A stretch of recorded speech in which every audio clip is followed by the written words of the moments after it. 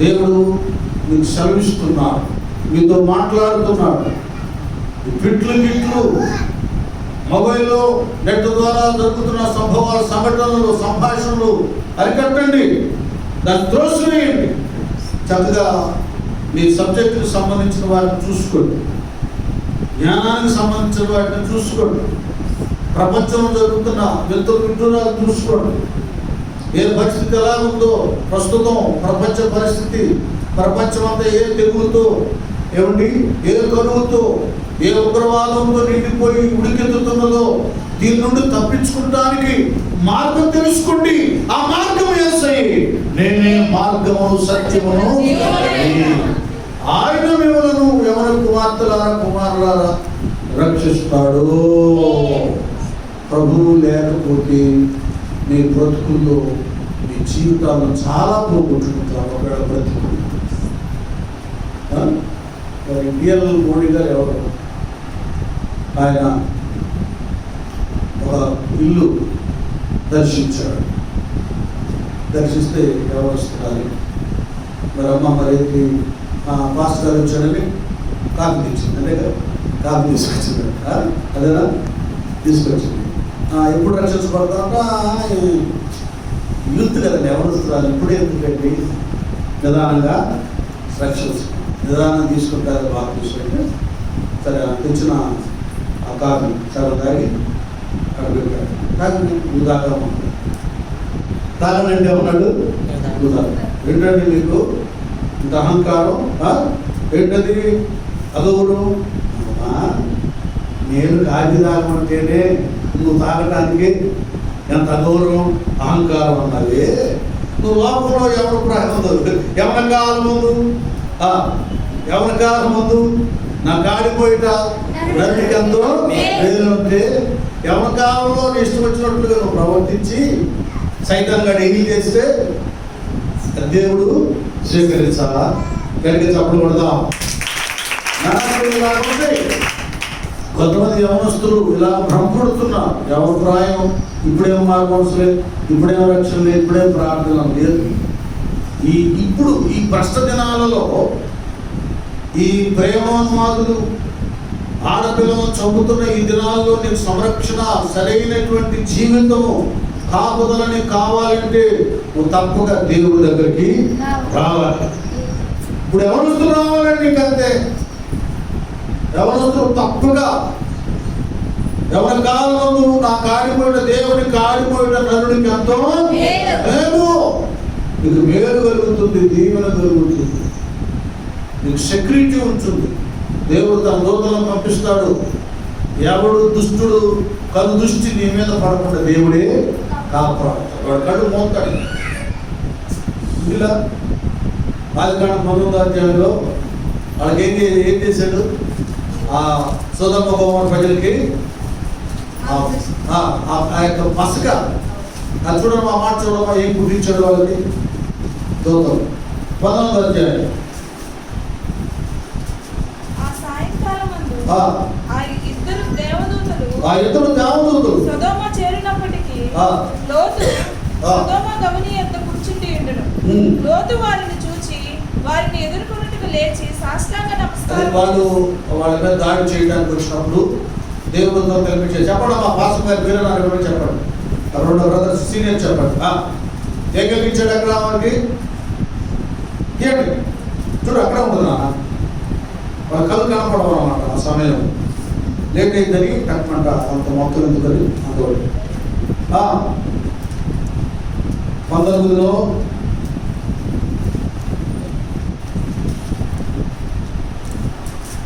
అప్పుడు వారు పిన్నలు మొదలుకొని పెద్దల వరకు ఆ ఇంటి ద్వారము దగ్గరనున్న వారికి కనుమొప్పు కలుగ చేయగా, కనుమొప్పు 11 కనుమొప్పు కలుగ చేయగా వారు ద్వారము కనుగొనలేక విసిగిరి.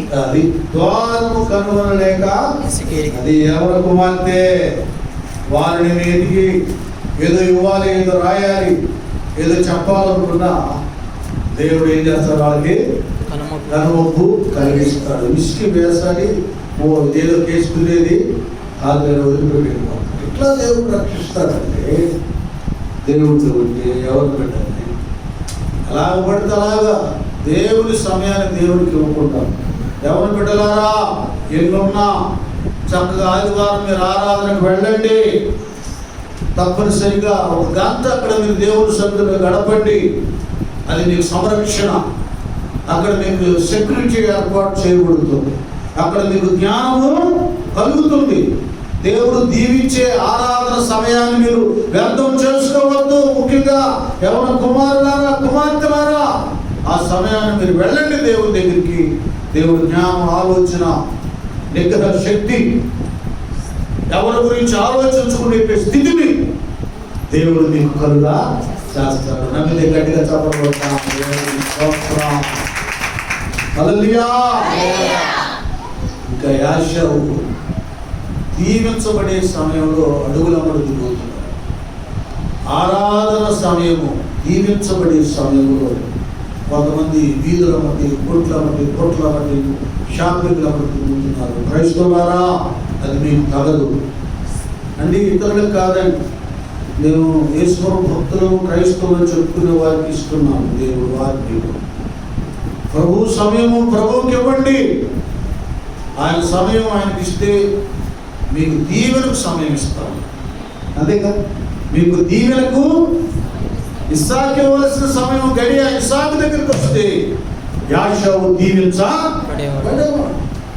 అది దీవించబడేవాడు కదా. దేవుడు దీవించే సమయంలో ఇది ఎట్లయింది. నాన్న 32వ కీర్తన ఆర్యన మనం చాలా పర్యాలు చదువుకుంటాం కదా. ఇలా ఉండాలన్నమాట. 32వ కీర్తన 31, 32 6లో ఉంటుందా? అది 2 చేయండి. 31, 32 6 వచ్చి ఆయన దర్శన దినమును అదే నీ దర్శన కాలమందు భక్తి గల వారందరూ దేవుని స్తోత్రం యొక్క హల్లెలూయా కదా. దర్శన కాలం ఏది? క్రైస్తవ సంఘానికి ఆదివారం ముఖ్యంగా కదా. ప్రభు దినం ఇది. దర్శన కాలంలో భక్తులు ఏం చేస్తారన్నా ప్రార్థన చేయాలి. ప్రార్థన సమయం కూడా ఎవరి షాపింగ్ మా దగ్గర ఉంటే అది సరైన భక్తి నీకు, నువ్వు సరైన విశ్వాసువా? ఎవరి వాక్యంలో జీవించి ఎవరిన బిడ్డవా? ఆ దర్శన కాలం ముందు భక్తులైతే ఏం చేయాలి? ప్రార్థన చేయాలి. ఇస్సాకు దర్శించే కాలమున యాషావు అడుగుల నుండి తిరుగుతున్నాడు. ఈలోపు సిద్ధపడ్డాడు. తల్లి చెప్పిన సలహా యాకోబు, నానా వాడు వస్తున్నాడు, వాడికి ఏమైనా ఆధిపత్యం అధికారం ఇవ్వబడిందా? కనకం సింహాసనం సొంతంబు కూర్చుండా దొంగను. అల్పునికి అధికారం ఇస్తే దొడ్డవారినల్లా పాల్గొంటారు, మంచి వాళ్ళందరికీ ఇంటేస్తారు. ఈ దీన్ని నేనే పొందుకోవాలి. అది కాబట్టి యేసుప్రభువారి విషయంలో కూడా ప్రియ కుమారుడా కుమార్తె ఈ దీవెన నువ్వే పొందుకోవాలి. నువ్వే మంచివాడు అవ్వాలి. నువ్వే దేవునికి ఇష్టడు అవ్వాలి. నువ్వే దేవునికి అనుకూలంగా బ్రతకాలి. నువ్వే దేవుని సత్తులో ప్రయాసపడాలి. నువ్వే ఆ సమయంలో తలవంగాలి. దేవుడిచ్చే ప్రతి ఆశీర్వాదాలను సొంతం చేసుకోవాలి. హల్లెలూయా హల్లెలూయా. నీ తోడు లేక నీ ప్రేమ లేక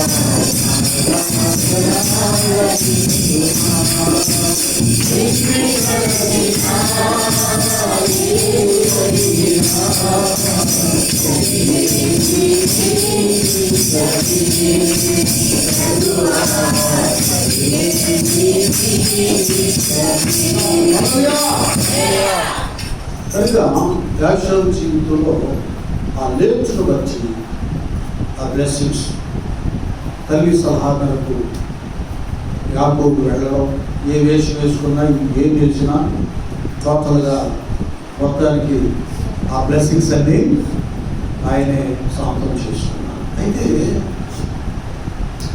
నా వైపు చూడాలి, ఇక్కడ చిన్న లింక్ నేను చెప్తాను. సరే, అప్పుడు వాళ్ళ తండ్రి ద్వారా బ్లెస్ చేయబడ్డాడుగా, దీవించబడ్డాడు కదా. మళ్ళీ ఇక్కడ ఎందుకు? అది కాను 32 ఎందుకు? నీవు నన్ను దీవిస్తేనే లేక ఆశీర్వదిస్తేనే నేను నిన్ను విడను. బాగా వినాలి, నాకు ఏమి చూడాలి. దీవెన అనేది దైవ నియమంలో అదొక నియమం, క్రమము, న్యాయబద్ధంగా దేవుడి దగ్గర మనం దీవెన సంపాదించుకోవాలి. దేవుడు కూడా న్యాయబద్ధంగా ప్రవర్తించేవాళ్ళు, యథార్థంగా ప్రవర్తించే వాళ్ళకి ఆయన సరైన నమ్మకస్తులకి దీవెనలను మెండుగా ఇస్తాడు. అప్పుడు ఆయన దీవెనంతా కూడా అది న్యాయబద్ధంగా స్వీకరించింది కాదు. అసలు తండ్రిచ్చేది కాదు, అసలైన సిసలైన శాశ్వతమైన కదా. యెహోవా ఆశీర్వదించిన యెడల అది అన్నిటికీ ఆశీర్వాదకరంగా, నిత్య ఆశీర్వాదం, శాశ్వత ఆశీర్వాదకరమైనటువంటి దీవెన సృష్టికర్త దేవుడి దగ్గర ఉంది. పరలోకమందున్న ఆ తండ్రి దగ్గర. కనుకనే మీ తండ్రి కాదు, అసలు తండ్రి నేను ఇస్తున్నాను రా అని ఆయన గోపురేపు తాగిన తర్వాత ఆ వంటని కూరాచములు, ఆ పెనుగురాటలో నీ పేరు ఏంటంటే ఏం చెప్పండి? యాకోబు అని దేవుడు యాకోబు ఏమని అడిగాడు, నీ పేరు అంటే యాకోబు ఏమన్నా చెప్పండి అక్కడ అన్నా దగ్గర ఏమన్నాడు? కదా, పెద్ద కొడుకులాగా నటించాడు. కాబట్టి నటించేది సరైన భక్తి కాదు, నాటకం ద్వారా వచ్చేది సరైన ఆశీర్వాదం కాదు. మీరు నటిస్తా ఒకడు కాలు మీద పడతాడు, కాలు కొడుకు బయలుదేరుతున్నాడు. ఒకప్పుడు కాళ్ళ మీద పడతాడు, ఒకప్పుడు అప్పు ఏం చూపిస్తాడు, అతిగనేమో వంకర బతుకులు బతుకులు అతిగనేమో జీవిస్తే ఎవరి ద్వారా ఆశీర్వాదాలు రావు. సమర్థమైనటువంటి ఇస్సాకు యాకోబుకు ఇచ్చిన బ్లెస్సింగ్స్ ఏమని అంటే నష్టానికి, కష్టానికి, ప్రాణాపాయానికి, పోరాటానికి, కొట్లాటకి దీనికే గురైపోయాడు. దీనికే అంతే. అక్కడ అన్న దెబ్బ పారిపోయాడు. పద్మనాభంకి వెళితే అక్కడ మామగారు బామర్దులు అంతైంది కాదు, భయంకరమైన పోరాటం. అర్ధరాత్రిలో చెప్పకుండా పారిపోయాడు అక్కడి నుంచి ఇక్కడ. ఇట్లా ఉంటుంది నాన్న. ఏదైనా సరే నియమం ప్రకారంగా న్యాయబద్ధంగా మనం దీవెనలు సంపాదించుకోవాలి. అందుకనే యాకోబు విషయంలో అతను రోషగాడిగా చేసి, పశ్చాత్తాపం కలిగినటువంటి వాడిగా చేసి, అప్పుడు కొట్టి నన్నుగా నేనుగా ఒక దెబ్బయ్యాలి, లేకపోతే తేలిగ్గా మాటను వేసి ఆ తడుగుడు ఏమైందంట బస్సులో అక్కడేసి, అప్పుడు నీ పేరు ఏంటంటే అప్పుడు నిజం చెబుతున్నాడు, నా పేరు మోసగాడు. పశ్చాత్తాపం. అప్పుడు దేవుడు యాకోబు ఎట్లా మార్చాడు? ఇప్పుడు చెప్పండి. ఎట్లా మార్చాడు? ఇశ్రాయేలు బ్లెస్సింగ్స్ వచ్చేసి. హల్లెలూయా. కాబట్టి దేవుడిచ్చే ఒక టైం ఉంటుంది. ఆయన దర్శన కాలం మంది భక్తులు ఏం చేస్తారు? ప్రార్థన చేస్తారు. ఆ టైంలో మనం విజ్ఞాపన చేస్తే, ప్రార్థన చేస్తే, సరి చేసుకుంటే మన లోపాలు, దోషాలు పరిహరించి, కడిగి, శుద్ధీకరించి ఒక ఉన్నతమైన వ్యక్తిగా రూపుదిద్దుతారు. యాకోబును చెప్పండి ఇశ్రాయేలుగా, దేవుని బిడ్డగా మార్చినట్లుగా ఆ బ్రతుకులో నాకు సరైన రీతిగా మారుస్తాను. ఇప్పుడు జరుగుతుంది ఏంటంటే అప్పుడేమో పౌలు గారు బాధపడ్డారు, ఇప్పుడే మనం బాధపడుతున్నాం. ఈ సమయాన్ని దేవుడు బ్లెస్సింగ్ సమయం ఇస్తుంటే వీళ్ళేం చేస్తున్నారన్నా, మందులైనందున వాటిని ఇప్పుడు చూడండి 12 వయస్తాడు అక్కడ వాళ్ళ క్లాస్. కాలమును బట్టి చూచితే మీరు బోధకులుగా మీరు బోధకులుగా ఉండవలసిన వారై ఉండగా అది అదే చెప్పాను కదా, 5-10 సంవత్సరాలు ఏమై ఉండాలి చెప్పండి, ఏమైంది అది కాలాన్ని బట్టి చూస్తే చెప్పండి అన్న. బోధకులుగా ఉండవలసిన వారై బోధ చేయాలి. అమ్మ లేనప్పుడు, అయ్యగారు లేనప్పుడు ఏంటి వేచి నిలబడి బోధ చేయవలసిన వారు. కీర్తన చెప్పాలి, వాక్యం చెప్పాలి. గృహదర్శనాల్లో ఏదన్నా గ్రామాలు వెళ్ళినప్పుడు అక్కడ చెప్పాలి. ఇది కావలసి ఉన్నారు. ఏం కావలసి ఉన్నారు? కాలం బట్టి చూస్తే మీరు బోధకులుగా ఉండవలసిన వారు ఉండగా దేవోక్తులలో మొదటి మూలపాఠములను ఒకడు మీకు మరలా బోధింపవలసి వచ్చింది. అది ఒకడు మీకు మరలా. ఇప్పుడు ఏమైంది మళ్ళీ?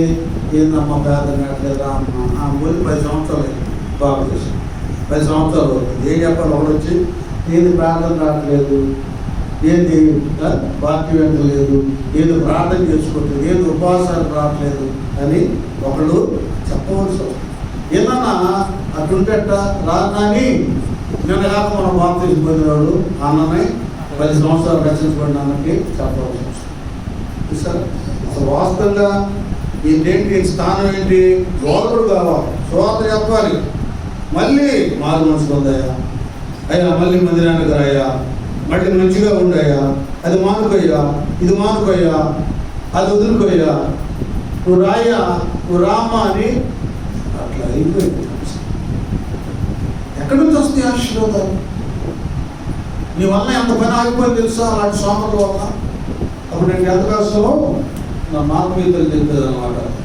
10th చూడాలి కదా, నిర్లక్ష్యం ఉందా అనేది మాతృతలు. మీ వలన చూడు ఎట్లా చేస్తున్నారు, చూడు ఎంతమంది పాడైపోయారు, ఎంతమంది బలహీనమైంది. ఏంటి నేను ఏమన్నా వాళ్ళ చేత స్మోక్ చేస్తున్నానా, డ్రింక్ చేస్తున్నా? నేను ఆ మాట మాట్లాడతా ఉండరా? నువ్వు సరిగా ఆత్మీయతలో ఉంటే వాళ్ళు కూడా నువ్వు నడిచే మార్గాన్న నడుస్తారుగా. నీ ఫ్రెండ్స్ కూడా వాక్యం ఉంటారుగా, వాళ్ళు కూడా రక్షించబడతారుగా. నువ్వు రక్షణ పొందేవు కానీ సరిగ్గా లేవు, సరి ప్రార్థన లేదు, సరైనటువంటి వాక్యం లేదు, సరిగ్గా నువ్వు శ్రద్ధగా భక్తిలో ఉండట్లేదని ఆ వాక్యంతో నాకు అర్థమయ్యేది కాదు. ఏంటి నేనేదో నా సోపన ఏం పడుతుంటే వాళ్ళు పాడైపోవడానికి కారణం నేనే అంటుంది. అవును, రక్షణ పొందుతున్న మనం సరిగా ఉంటే మన ఇంట్లో వాళ్ళందరూ చెప్పేటి ఇంటికి వస్తుంది. కొన్నేళ్ళు భయభక్తులు వెళ్ళింటే తన ఇంటి వాళ్ళందరూ కూడా దేవుడి యందు. అది మనం సరిగా ఉంటే ఇంట్లో మొదట రక్షించబడ్డ వాళ్ళు చిన్నోళ్ళైనా పెద్దోళ్ళైనా వాళ్ళ ఆత్మీయ జీవితం సరిగా ఉంటే మిగతా వాళ్ళందరూ కూడా మారు మనసులో రక్షించబడతారు. కాబట్టి కొందరు ఇంకా రక్షణ పొందుకోకపోవడానికి, కొందరు దీవించబడకపోవడానికి, కొందరు నష్టపోవడానికి కారణం మనమే. అది మనం బోధకులు కావలసి ఉండగా అంటే ఎందుకు రా పని చేస్తావు, తప్పు రా, అసలు నువ్వే మందిరానికి వెళ్తావు, వాళ్ళని తీసుకెళ్తావు, నువ్వే వాక్యానుసారాన్ని జీవించుతున్నావు, వాళ్ళకే వాక్యం చెప్తావు. గుడ్డివాడికి త్రోవలు ఇలా అయిపోయింది సంధార పరిస్థితి అనా. కాబట్టి వాడు ఎందుకో నేను 2 సబ్జెక్టులు ప్రిపేర్ అయ్యి ఇందులో రాసుకున్న ఒకటి కూడా నన్ను అలా మాట్లాడుతుంటే దేవుడు పరిశుద్ధాత్మ చూశాడు. ఎవరి గురించో ఆయన ఫుల్గా క్లాస్ ఇస్తున్నాడు. అది మీరు గమనించినా నేను చెప్పడంలో కాలం బట్టి చూస్తే మీరు బోధకులుగా ఉండవలసిన వారు ఉండగా దేవోక్తులలో మొదటి మూలపాఠంలో ఒకడు మీకు. ఇప్పుడు ఎట్లయిపోయిందంటే మటన్ బిర్యానీ, చికెన్ బిర్యానీ ఇలా తెల్లవలసిన వాడికి ఒక 30-40 నేను ఒక మాట చేద్దాం, 30-40 సంవత్సరాలు ఉంది చక్క మటన్ చికెన్ బిర్యానీ రైలు నీళ్ళు జాయింట్లు తినేసి వాడికి రోగం వచ్చిందండి. ఏమొచ్చింది? టైఫాయిడ్ మలేరియా వచ్చింది. తింటాడా? అన్నయ్యకి పానీరా, అక్కాయికి గ్లాస్ పాలిస్తే ఎంపీ అయ్యా. ఇక్కడ వీళ్ళందరూ హాయిగా మటన్ చికెన్ బిర్యానీ లాగిస్తారు, చదువుతారు. కారణం ఏంటంటే రోగం వచ్చింది. అలాగే ఇప్పుడు ఈ భక్తులు కూడా రోగాలు ఇంకా బలమైన ఆహారం, లోతైన మర్మాలు వినవలసిన వారు ఇప్పుడు ఎక్కడికి వచ్చింది పరిస్థితి అంటే మీరు పాలు త్రాగవలసిన వారే కానీ బలమైన ఆహారము తినగలవారు. టైఫాయిడ్ మలేరియా వచ్చిన వాడు బిర్యానీ తింటే కాములు వచ్చి అక్కడ వస్తారు. ఇప్పుడు ఆత్మీయతలో బలహీనంగా ఉన్నవారు ఇక బలమైన వాక్యం వాళ్ళకి వంటలు మర్మాన్ని అర్థం కాకపోయింది ఏం జరిగింది. బట్ నువ్వు క్రమబద్ధంగా ఉంటే కదా ఆ నియమం ప్రకారం భక్తి, ప్రార్థన, పరిశుద్ధత, ఉపవాసాలు, సహకారం, సహాయం, హెచ్చరించడం, బోధించడం చేస్తే ఎంత బలమైన వాక్యం నీకు అర్థం అవుతుంది. దావీదు గారు అన్నట్లు మీ ధర్మశాస్త్రమునందు ఆశ్చర్యకరమైన సంగతులు చూసినట్లు చెప్పాలి నా కన్నులు తెరువు. కళ్ళు పోయేపాటాయి. పాపిస్తున్నావు ఆవరించి వాక్యం లేదు, ప్రార్థన లేదు, సన్నిధి లేదు, ఏమి లేదు. బోధ చేయవలసిన వాడు నీకు ఏదన్నా రా అనవలసి వస్తుంది. కాబట్టి ఎన్ని మీరు గమనించండి. ఎందుకు దేవుడు చెప్తున్నాను ప్రియ దేవుని కుమార్తె ఇదిగో ఈ పరిస్థితి వాళ్ళకి. మరియు పాలు త్రాగువాడు శిశువే కనుక నీతి వాక్య విషయంలో అనుభవం లేనివాడై ఉన్నాడు. అది నీతి వాక్య విషయం లేదంట. అనుభవం లేనటువంటి వాడు ఎక్కడ ఉద్యోగానికి వెళ్ళినా ఎక్కడ ఏమైనా అనుభవం ఉంది అంటాడు. లేదంటే మాకు తెలిసి ఉంటుంది కాబట్టి చేస్తాం. ఈ అనుభవం లేకపోతే మేము లాస్ అవుతాము మర్యాదగా పంపిస్తాం. ఆ జాతీయ విషయంలో ఏం కలిగి ఉండాలి? అనుభవం. అది కనుక అనుభవం కలిగినటువంటి వాడుగా ఉండాలి.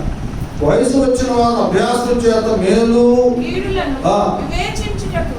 సాధకము చేయబడిన జ్ఞానేంద్రియములు కలిగి ఉన్నారు.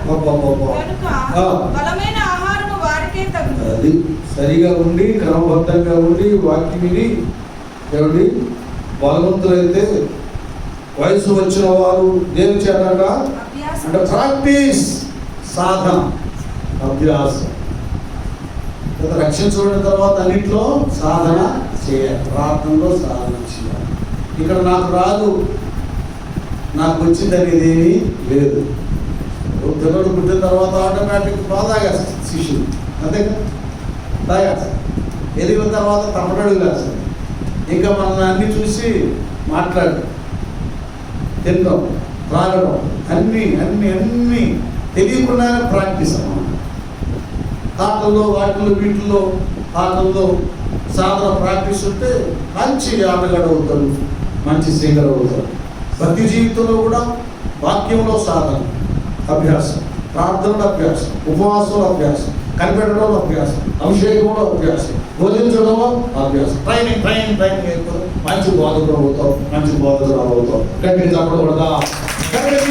నీవు కాపాడుకుంటావు మాత్రమే కాకుండా అనేక మందిని నువ్వు దేవుని వైపు తిప్పుతావు, నువ్వు నక్షత్రాన్ని పోలుతావు. ఒకసారి దానియేలు గ్రంథం 12వ అధ్యాయం. బుద్ధిమంతులైతే ఆ మాట చదవాలి. ఏమిటి ముగిస్తున్నా, అయిపోయింది సమయం. దేవుని స్తోత్రం. ఈ ఒక మాట. కాబట్టి మనము వయసు పెరుగుతుంది, ఆత్మీయతలో రక్షణ పొందడం చాలా కాలం అవుతుంది. మనం ఇంకా ఎక్కడే సేవకోవాలంటే అక్కడే కాదు. మనం చేయవలసిన ఎన్నో ఉన్నాయి. ఎంతో మందిని మనం రక్షించాలి, ఎంతో మందికి స్వార్థ ప్రకటించాలి, ఎంతో మందికి స్వస్థత కలిగించాలి, ఎంతో మందికి మేలు కలుగు చేయాలి. బుద్ధిమంతులైతే ఆకాశ మండలములోని జ్యోతులను పోలిన వారై ప్రకాశించెదరు. నీతి మార్గమును అనుసరించి నడుచుకున్నట్లు ఎవరు అనేకులను త్రిప్పుదురో వారు నక్షత్రము వలె నిరంతరమును ప్రకాశించెదరు. అనేకులు ప్రవహించే నీతిని, రక్షణ మార్గానికి అనేకులు ఎవరైతే నడిపిస్తారో వాళ్ళంటే ఎవరు పోయినవాడన్నా స్టార్స్. అసలైన రియల్ స్టార్స్ వీళ్ళు, స్పిరిచువల్ స్టార్స్ వీళ్ళు. కనుక స్టార్స్ లాగా అనేకులను వెలిగించి ప్రకాశమానమైన నక్షత్రాలుగా మనం ఉందాం. అది ఎప్పుడు జరుగుతుందంటే ఈ రక్షణను ఏర్పాటును బట్టి దేవుడి సన్నిధిలో అభ్యాసం చేయాలి. ప్రార్థనను, వాక్యాన్ని, సహవాసాన్ని దేవుని నిర్లక్షించుగా నువ్వు జీవించవలసిన రీతిగా నువ్వు జీవిస్తే నీ బ్రతికే ఒక సాక్ష్యం, నీ పరిస్థితి ఒక సాక్ష్యం. దీని గురించి పేతురు గారు తను రాసిన పత్రికలో, మొదటి పత్రికలో 3వ అధ్యాయంలో స్త్రీలను గురించి ఆయన చాలా వండర్ఫుల్గా మాట్లాడతారు. అటువలే స్త్రీలారా మీరు మీ స్వపురుషులకు లోబడి ఉండుడి. అందువలన వారిలో ఎవరైనను వాక్యమునకు అవిధేయులైతే వారు భయముతో కూడిన నీ పవిత్రమైన ప్రవర్తన చూచి ఏం మాట అండి, వాక్యము లేకుండానే తమ భార్యల నడవడి వలన అది దేవుని స్తోత్రం. హల్లెలూయా. అమ్మా, కొంతమంది స్త్రీలు కుమార్తెలారా, ఇంట్లో అబ్బాయిలు మారుమనసు పొందకపోతే ముందు మీరు వాళ్ళకి విధేయులై ఈ సచ్చినోడు ఇంతే అలాంటి ఇలాంటి శాపనార్థాలు తిట్టు లేకుండా ఏం చేయాలట, లోబడి ఉండినప్పుడు. అందువల్ల వారు ఎవరైనా వాక్యమునకు అవిధేయులైతే వారు భయముతో కూడిన, దేనితో కూడిన, దైవ భయముతో కూడిన నీ పవిత్ర ప్రవర్తన చూచి ఎంత మంచిది. నిజంగా యేసు ప్రభువు నిజంగా నమ్ముకుంది, ఆయన నిజమైన దేవుడు, ఆయన పవిత్రుడు. అందుకనే ఇది గయాలిది, ఇంత మంచిది. ఒక ఆయన భయంకరమైన విగ్రహం చౌదరి మనిషి, ఆమె ప్రార్థనకు వెళ్ళడం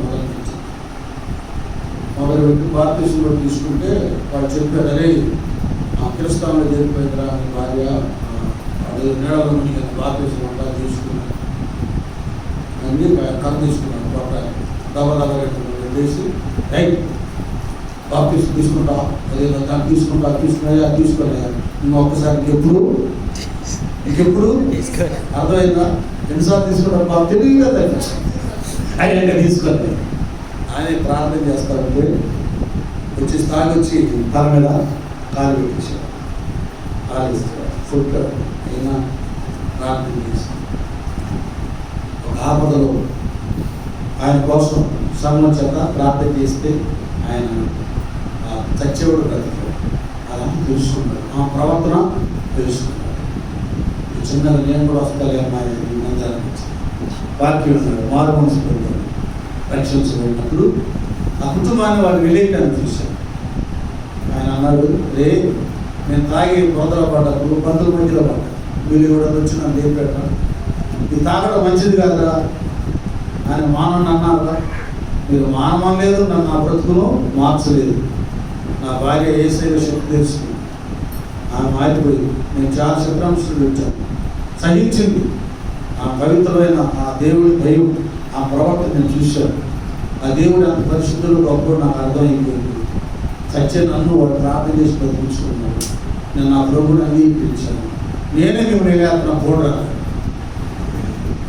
మీ సుచరికాలు ఒట్టిరికాలు నాకు వద్దు, నన్ను కాపాడిన యేసయ్య నాకు దేవుని స్తోత్రం. ఆయన కాబట్టి కుమార్తెలారా, వారి భయముతో కూడిన మీ పవిత్ర ప్రవర్తన చూచి వాక్యం లేకుండానే తమ భార్యలు నడవడి వలన రాబట్టబడవచ్చును.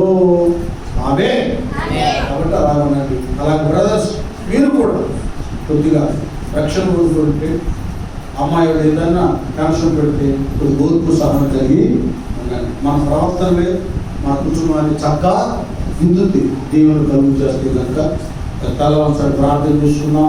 ఎంతకాలం నువ్వు రక్షించబడి ఏంటి నీ పరిస్థితి, నీకు నీవుగా ఎవరికి వారు హృదయాంతరంగంలో పరిశీలన చేసుకోండి. దేవుని అడగండి, ఏ విషయంలో మనం తప్పిపోయామో, ఏ విషయంలో బలహీనంగా ఉన్నామో